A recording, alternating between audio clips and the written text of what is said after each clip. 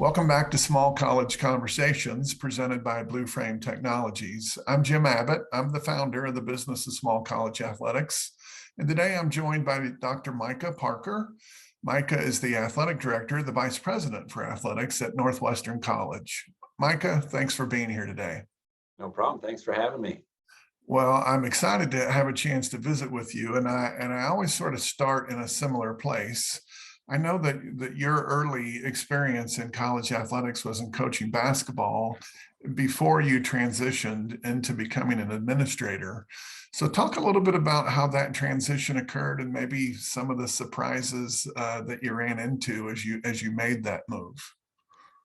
Well, at the time, I coached basketball for 17 years, starting as a JV men's basketball coach at Concordia University in Nebraska, JV coach and assistant varsity coach. I did that for 8 years and then was the head women's basketball coach at Concordia, Nebraska for 4 years. Then I went to Drake. In between that, I spent 1 year as an administrator at the University of Nebraska in a director of basketball operations role for women's basketball. And I tell people all the time, that's the job I want to do when I retire. It was the easiest job I've ever had because it was the first 40-hour-a-week job I've ever had. I felt like I had so much time on my hands. So I did that for 1 year. But the reason I did that took that job was to still kind of get into coaching. That's a potential avenue to get into Division I coaching. And I was blessed after 1 year to get that opportunity. So I went to Drake University as women's basketball assistant, and I did that for 4 years. So 17 years of coaching basketball. And I think it just got to the point I loved so many things about it. I'm a very competitive person, so I love the continual opportunity to compete. But as a father and a husband with another child coming on the way, at the time we had two, and with a third child coming, to being a Division I assistant is not conducive to really being as excellent as a dad and as a father as I'd like to be, as I considered myself to be, or would like to be as a coach. And so my wife and I had started praying about what was going to be next. And just had the opportunity through a couple different ways. And it took a while, it took a few years, but to get into athletic administration at California Baptist University. And that was just a blessing and a perfect timing for us because CBU at the time was an NAIA school that had lots of big aspirations. And I was ignorant enough to think that I could be a part of helping them do those things. That was the biggest thing, was a lifestyle change for us, for our family. I loved coaching, but I just was kind of done. You had asked in your questions too, is there some differences or similarities between the two? And tell people all the time when they say, Micah, do you miss coaching? And I do, but being an athletic administrator, I think it's a lot of coaching. I mean, good coaches, I'll tell all the coaches that I've hired, good coaches need to realize that being a coach is probably 80% off the court. 80% of your time, if you're going to want to be excellent, is going to be done on things off the court. So as a coach, I still was heavily involved with budgets and, hiring and dealing with different groups of people across campus, and pretty much everything that an AD does, but just on a lower level. So there's lots of crossover. I think there's lots of crossover to it. But I'm still coaching. I'm coaching coaches. I have some fantastic coaches here, some great coaches at Northwestern, but I still have to coach them. I mean, the coaches need to be heard, need to have someone to bounce off ideas, someone to remind them they're not as bad as they think they are, not as good as they think they are. When I hire new coaches, I have to spend a lot more time with them. And this past year, we've hired two new fantastic coaches, one in women's soccer and one in women's basketball. And so I spend more time with them as they go through that process of transitioning to being a new coach, especially first year coaches. So I still feel like I'm coaching. I'm still trying to motivate people. I'm still trying to lay out expectations. I'm still trying to say, hey, here's our mission. Everything needs to be decided based on this mission. So if you always come back to that. Always come back to that. So I still feel like I'm coaching. I just don't get to wear shorts every day like I used to. You know, that's a, that's a that was a great deal, but those days are over. Well, you don't get to wear shorts every day. I think also there's probably one or two meetings that you have to go to that you never would have thought you would have had to have done as a coach. But That's for sure. I think sometimes former coaches that become ADs, there's a little bit of karma in there when you're a coach and you're like, gosh, I can't stand coming to these meetings, or I don't like being in all these meetings. And now you're in charge of running all those that's meetings. right. You should remember that as you plan, Yes, right? that's right. That's right. Well, you mentioned California Baptist. I want to talk about that a little bit because you became the athletic director there, and really, I mean, the volume of work that you did there, transitioning from NAI to Division II, transitioning from Division II to Division I, is amazing. The volume of work is amazing. But a year and a half ago, to transition from a school that you took from NAI to the Division I back to an NAI institution in Orange City, Iowa. Talk a little bit about that thought process and what led you to where you're at. Yeah. Well, I had mentioned a lifestyle change before when I had made that that big transition. And I've used the phrase before, and I've heard other people use the phrase before when they say back to, and I don't consider it a back to type thing. It's just different. But there was a couple things that led to that decision. Number one, you talked about the volume of work that I had done there. I was there 11 years and so blessed to work with some unbelievably talented people. The president there at California Baptist, a transformational person, the vice president that I got to work for there. And I hired 110 people at CBU. 60 some new people to new positions that we didn't have when I first started there. We built an $83 million arena during that time, in addition to many other facility improvements. And then having the experience to kind of navigate through the bureaucracy of those two big moves to D2 and D1 were tremendous professional experiences. But in some ways, I was there 11 years, but in some ways, I felt like I was probably there 25 years. I mean, from what we did and what we accomplished. But I have some other goals too, professionally, and I'm 53 years old, and I had been an athletic director at 3 different levels, even though I was at the same school. And I have an interest in maybe doing some other things professionally in higher education. So the opportunity to be a vice president and to sit on a president's cabinet, to be involved with not only just athletics, but a little more intimately involved with everything else that goes on in the decision making of a campus was attractive to me. Going from California to Iowa, I had lived in the Midwest before, and there were some positives of living in California, but there's also some negatives of living in California and raising a family there. And so when COVID hit too, it just exasperated those things. And I do feel bad sometimes for my former colleagues and my friends that are living out there and dealing with some of those things. It's just, I'm glad I'm not dealing with those things here.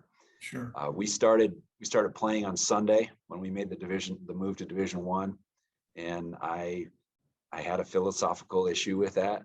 And so I endured that for 2 years, but I did not enjoy that. I just really believe the honor the Sabbath. It's in the list of 10. And so it was an issue. It was just an issue for me. But I had a great opportunity to come here, and it wasn't something I was seeking out. It just kind of happened and fell into place. And that's how God works sometimes. And so here we are. My family had a unique year last year in that, my son was a senior going into his senior year in high school, and people are like, gosh, you're moving before your son's senior year in high school. My son had a great experience here, and he would not have had that experience had he stayed out in California and had to go through all that COVID. My family had been through 3 months of online school, and we had enough. really value the importance of what they could get educationally. And I just didn't see a way of that I just didn't see how that was going to happen out there. So a lot of things go into a decision-making process, when it comes to making a significant change like that.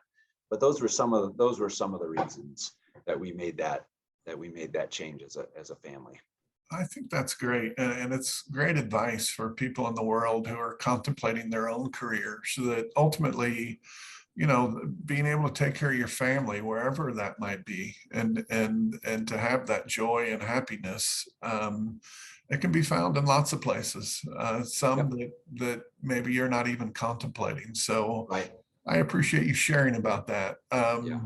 I want to dig a little bit more into sort of day-to-day priorities for you, and fundraising and revenue generation have kind of become have been really significant and important for smaller colleges. So talk about what that's like at Northwestern, and what role do you play in those external areas? Sure. Great question. So when the previous AD that was here before me, Earl Wowstra, he's a Northwestern legend, did a one national championship coach and was a great administrator. And he really set the foundation for what we're doing here at Northwestern. So he did a great job with all those things. But we needed to improve what we were doing fundraising wise. And so when the president hired me, that was one of the things he tried to stress, is that one of the reasons we're interested in you, Micah, is not just because of the mission fit or the success you've had, but that you have the ability to raise funds. And so I said, yes, I do believe I can help you, and I do believe I can help increase the revenue generation that you have, but I'm also going to be the AD of 22 sports and about the same amount of JV sports, 530 athletes and a bunch of coaches. And so I'm going to need help doing that. At CBU, we were able to increase revenue every year I was there, and that was awesome and a positive thing. But I also had two full-time advancement workers that worked for athletics in addition to whatever I could do athletically. So here I don't have that, but they promised me that they would hire someone, and actually we had to help me out with that. So actually we have somebody starting in about 2 weeks as the new position, Director of Athletic Advancement. So I will work hand in hand with that person to help us improve everything we're doing. Revenue generation, you have ticket revenue, which at our level is not going to be a gigantic revenue source for you. And then you have sponsorships, and I think I can improve the sponsorship revenue that we're bringing in, but it's not going to be at the same volume as a Division I school. At CBU, we were talking about $500,000 annually in sponsorships and corporate sponsorships, and that's just nowhere near what a school like ours can generate. But can we maximize what we can do here? And then the flat out just donation piece of it. So I am heavily involved with that. It's a big part of my job. I think I probably day to day I spend at least 30%, maybe a little bit more than that on revenue generation. I would like to spend more, but I just don't have the time to do that. But one of the things we did here was to start a new Raider Athletic Association. So we revamped all our giving levels and tried to increase the amount of marketing that the Raider Athletic Association has, improving how people can learn about how they can donate to Raider Athletics. And then I started an advancement board, the Raider Athletics Advancement Board. And that board is critical. I did this at CBU, and a lot of people do this, so this isn't anything new, but that board is critical for us in revenue generation. I have 33 members right now, and I tell people, hey, it's just like the gospel. There's no ceiling on this. So we want to spread the news as much as possible. I'd like to have that group be as big as possible. They have to have some financial skin in the game, where they have to give annually at a certain level, and then something else. And I say that something else can be as small as being in the golf tournament, or it can be as large as pledging to one of our one of our projects that we're working on. What I've found in the past is that those dues are a blessing. The annual dues are a blessing because I can now budget. Okay, for us it's $1,000, which for some people that's nothing. I got that right here, Micah. And for other people that's a big deal Right. for them. But that 33,000 is a nice thing that I know I can budget for and help in the future, and I hope to get that up. But and something else always turns into way more Yeah. than the dues ever are. And that happened at CBU, and that happened here too. Just last year was the first year we were able to have our board, and we generated 1.6 million from that. Part of that was from people on that board there. So we also had a capital project going on at that time, so that helps. That helps in that 1.6 million. But we couldn't do that without having a board and without having a president. That's our president here is a fantastic fundraiser, and he has developed a team with our advancement group across campuses is also outstanding, and they've welcomed me and allowed me to do some things and allowed me to be a part of their team, where in the past, and this is probably the same way it was for a while at a lot of schools, where advancement raised money for the school, and then you have athletics over here, and we'll let you do these small things but not really be involved. And that's had to evolve and change. So we're now more of a team doing that, raising funds for the whole school, but also for athletics. Just has a little bit more of a priority there. Yeah, that's great. More and more, our ability to generate external revenue is just a requirement. It's not Yep. It's not for the special extra things so much as it is really just to operate. Yep. You mentioned that as you went into it, that you had 22 varsity sports and just about as many junior varsity sports. So talk to me a little bit about strategies that you employ to communicate with your staff. How do you go about that? Yeah, great question. So many of us have in our conference, or I have 530 athletes. I have 30 some employees, full-time employees, and then I actually have more part-time and volunteers than I do full-time employees. I'm sure that's very similar to a lot of the schools you work with. So, but communication is critical. I can't talk to each person every day.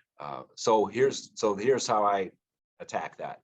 But we have bi-weekly meetings, so twice a month we have a department meeting that lasts 45 minutes to an hour. Part of that time is spent in a very brief worship where we're going to be reminded of what our mission is, and then we'll go through an agenda, and then I have staff members able to share their whatever they need to share with our coaches at that time.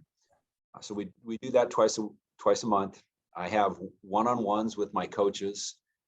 I've required one-on-ones with my coaches my head coaches twice a semester. That's just to get that on the calendar, but we always meet way more than that. They know I'm available to get on my schedule.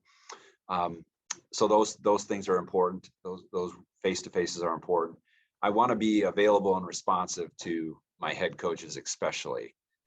I always try to set a goal that I'm going to respond quickly to text messages, emails, phone calls, all that, so that they don't feel like they're out on an island, that they're communicating with me and I'm getting back with them. I want to try to also to communicate to our student athletes. And, as an athletic director, I get to stand in front of them all at the beginning of the year, and we talk about some basic things that everybody else talks about. But I want to try to communicate to them more frequently also. So I will do a devotion. I tell my coaches, you're required to have me come and do at least one devotion with your team a year. And when I do that, I want to reinforce what my head coaches are trying to say or encourage to their teams too. So that's a way of communicating with my head coach through the student athletes. I want to pray with my coaches. So they know that if there's an issue that they have going on, that they know they could come in and we could talk about that, but we could also pray about how to attack that. Even social media, how you use social media is a way of communicating with your coaches. So For better or worse, I've chosen to tweet. And so I would try to make sure that whatever I'm communicating is positive and reinforces or backs up or encourages what our coaches are doing, what our coaches are accomplishing. So I do try to purposely also set on my calendar some time during the week where I just am going to walk over to we're spread out all over campus, our coaches are, but just to walk over and pop my head in and say, how are things going? Can I do anything for you? What's your biggest challenge? What's your biggest issue? Things like that. Those are some basic ways that I try to communicate. Yeah, I hope that people who are listening to this will understand that you really have to have a strategy. Yeah. When listening to you, my approach was fairly similar with staff meetings and individual meetings. I didn't really hear you mention email. So do you because when you have 30 full-time staff members spread out, Yeah. sometimes email is just the only way to do it. Yeah. Do you try to avoid that, or? No, I hate email, but unfortunately, it is such a big part of what we do. I tell our coaches though that it's such a bad way to communicate, because you can't see how the person's reacting. You can't see, you read it one way and it could mean another thing. I use email as a way to communicate. There's no doubt about that. And I also use it to document communication. Yeah. That's very important. And I want my head coaches to understand that, like, we need to document how and what we're communicating. So what I'll tell my staff, like my assistant ADs, I have 2 assistant ADs, and then I have an athletic trainer and a sports information director. What I will tell them too is you need to use email as only the first line of communication. It can't be the end of it. Right. I was a head coach. Head coaches are busy, and they have tunnel vision. And so if you're really going to want to communicate to all your head coaches and get something across to everybody, 1 email is not enough. 2 emails might be effective, but you have to communicate it in person too. And so that's where you in your department meetings or in your one-on-ones, you reinforce what was sent out, via email. And I want my coaches I want them to feel free to, when I send out an email, then that could be something that starts a conversation. Please call me if you have any questions. Mm-hmm. I joke in a lot of my emails, I will say I'll end it with clear as mud, because I want them to like feel comfortable with, call me or text me if you don't understand what I need done. And then the one good thing about emails though is it documents deadlines. And I've tried to teach any assistant ADs or associate ADs that I've been working with, like, don't just send an email asking for something. You have to put a parameter on it. And email does help us do that, right? It does help us put a parameter on, this is when I need this information by, please. So yes, I didn't mention email, but unfortunately, Jim, you can remember when we didn't have email. Yeah. How did we communicate? How did we communicate?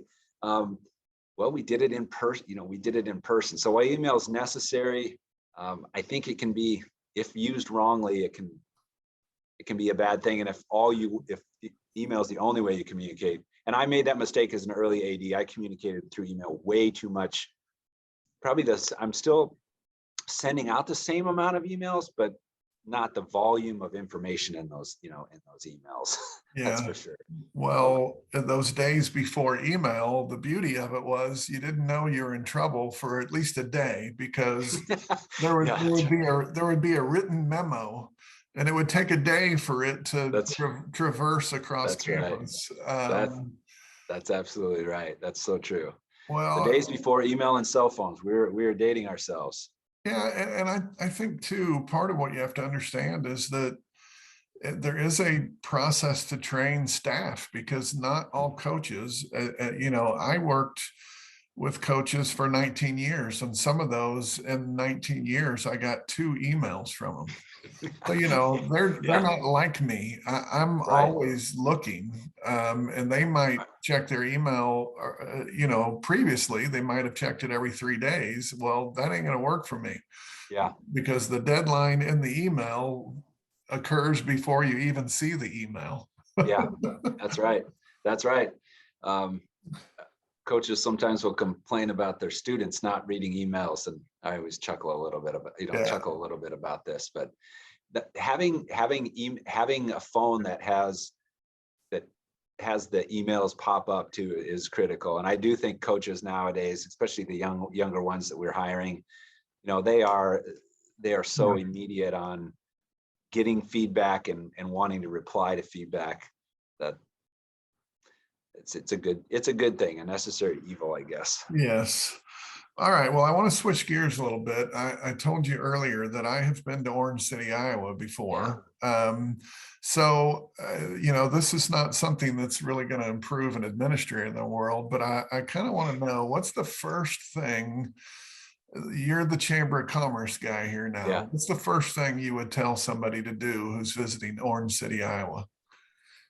Well, I hope those Chamber of Commerce people say the first thing, or at least in the top 3, would be go to a Red Raider athletic event. Because we have a lot of them, and it is a big deal in our town. The town comes out and supports us. It's pretty fun. It's pretty neat to do. Orange City has a Dutch heritage that they're very, very proud of. I have learned so much about the Dutch and the Dutch heritage. Even people that aren't Dutch and don't have, I thought at first too, I might need to change my name to Vander Parker, and that would help me assimilate a little bit more into our culture. But even for people that don't have a Dutch ancestry, they just embrace this town. I mean, it's a unique place. We don't have a bar in this town. We have 16 or 18 churches, something like that. It's just a very clean town. When we drove into our town the first day, my family, my son's in the back, and he goes, "Gosh, Dad, who cleans this town? Everything is so clean here." So I would, and they're very proud of that. And so there's lots of themed, things in town. We have a town square that is like a town square that you would think that you'd write up in a movie. People here are very loyal to the businesses in our town. They want to shop local and participate in local, and they're very supportive of the high schools and our college. So many events are around that would be the first thing I would encourage to do. Second thing I would encourage to do is, if you really want to know what's going on in town, you need to hit the bakeries, the Dutch bakeries and the coffee shops, because every day there is a group of people gathering at all of these places, and they are solving the world's problems. And I enjoy going to see those people from time to time, and because they love the Raiders and they want to know what's going on, and they're usually sitting there, and it doesn't take very long before something will come up about what's happening with Northwestern. But those people know what's going on with everything in town. I think it's a unique cultural experience to go sit and have a donut or have coffee with a group of people like that, because I just was not used to that coming from California. I was just not used to, honestly, everybody caring at some level about what's going on with your athletic department. So we have a huge, in town they have this gigantic festival each summer called the Tulip Festival. That's a pretty unique thing to do. So while that doesn't happen on a daily basis, if you're in Northwestern Iowa during the summer, you should look it up. It is quite a unique thing to do, that's for sure. That's incredible. I would equate Orange City an awful lot to Mayberry, and I mean that in just the most positive way, because Sure. my experience, while it was brief, was very similar to what you've described. Now, Yeah. right down the road is another nice, clean community that is called Sioux Center, and it's the home of Dordt University. And my memory is that there is a pretty strong rivalry between your school and Dort. And so talk a little bit about what happens when Dort and Northwestern face off. Yes, you are absolutely correct. You know, it's really unique in the entire state of Iowa. There's two colleges and universities that have held on to a Christian mission, and they just happen to be about 12 miles from each other, and they happen to be both from a Dutch ancestry, and neither one thinks that the either is Dutch enough. And then religiously, they both have reformed in their history, and so neither one thinks the other is reformed enough. So it's pretty unique. It's pretty cool. But what happens when we play, I think, is fantastic. We both have a healthy respect for each other, and it's just a fun environment. We just know that when we're playing them, whether it's at home or on the road, it's going to be in front of a lot of people, and a lot of people are going to care, and a lot of people are going to be talking about it the week before, and a lot of people are going to be talking about it the week after. And so that's fun. That's the best things. That's the best parts of college athletics, I think. There's also when you play somebody repeatedly, if they're in your conference or you develop a rivalry, I think there's two different types of rivalries. There's rivalries where you respect the other person or the other institution, and so you want to win as much as possible. But when you respect that other institution, winning is more fun, I think, and losing isn't as bad. Now, I don't want to lose to Dort, but I just respect them and I appreciate their mission, and I know they're doing a lot of the things that we're doing, and so if you lose to a rival like that, it doesn't sting as bad. Where on the other hand, sometimes you might have a rival where we just don't have much in common. I mean, we just do things really differently. And but when you play those people and you win, it's fun, but they don't allow it to be fun because they won't congratulate you.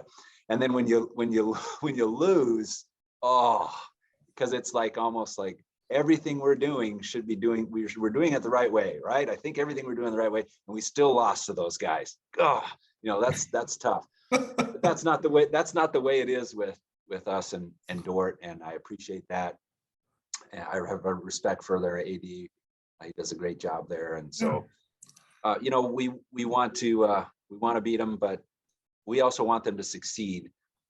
I think for both of our schools, not only athletically but just institutionally, we need each other to succeed, and that's a good thing. And sometimes having a rivalry helps both teams, helps both universities. For sure. Well, I think that I need to get Ross Dalma on here sometime and get his perspective from 12 miles down the road. But I can tell you, having talked to him, that that respect is mutual, and rivalries like that are what's best. I agree about college athletics. Yeah, they're fun.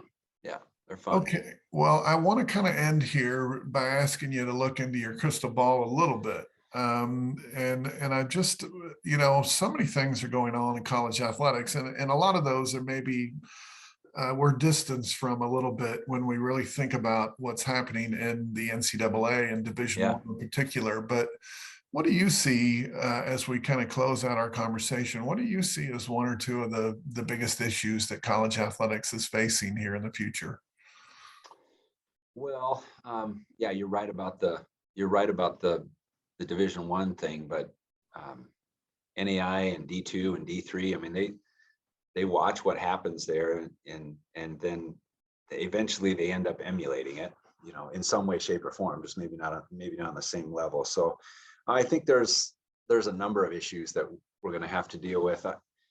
I think the mental health issue is an issue because it's not just an athletic mental health issue. I think this is a nationwide issue. I mean, our students first, and then their athletes second. So they're just dealing with things that you and I just did not have to deal with, and they're dealing with things that I didn't have to deal with when I was coaching. When I started coaching, they're just dealing with so many more things, so many more levels. And so I think that's a big issue.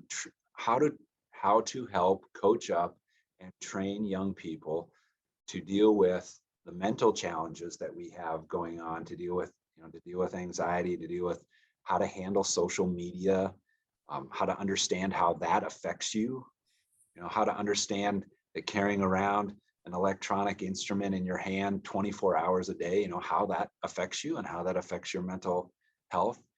I think that is a big thing that we're all having to deal with. We talked about this before, but there's never enough money. When I was at CBU, we had a $26 million budget. I'm here, I have a $2 million budget. There's never enough money. And when I was at CBU, we still, that's not enough, it's not enough money. The biggest athletic departments in the country still think that was great, but that's not enough money. So that's always going to constantly be there. But now that I think the business aspect of it is really started to seep into the student athletes' general day-to-day life at some of those levels. Boy, that's a lot I think that's a lot to deal with and a lot to navigate. I struggle with, and I feel bad for coaches at the Division I level that are you're trying to develop team dynamics. That's what you're trying to do as a coach. And all the things that are happening now, while I think there's some positives to those, it just makes it even more difficult to develop a team. When it's so easy to transfer, when it's so easy, with the name, image, and likeness things, there's some positive things to that, but there's also some ramifications to those things. So Micah, I can't thank you enough for taking the time to visit with me today. I am grateful for your willingness to share your insights, and I hope that we can do this again. Sure, that'd be great. Thanks. It's been a pleasure talking to you. Well, you bet. Again, congrats on your retirement. Good luck with it. And yeah, thanks, and go Raiders. Well, thank you. And thanks again to Blue Frame Technology for their sponsorship of Small College Conversations. We'll see you again next week.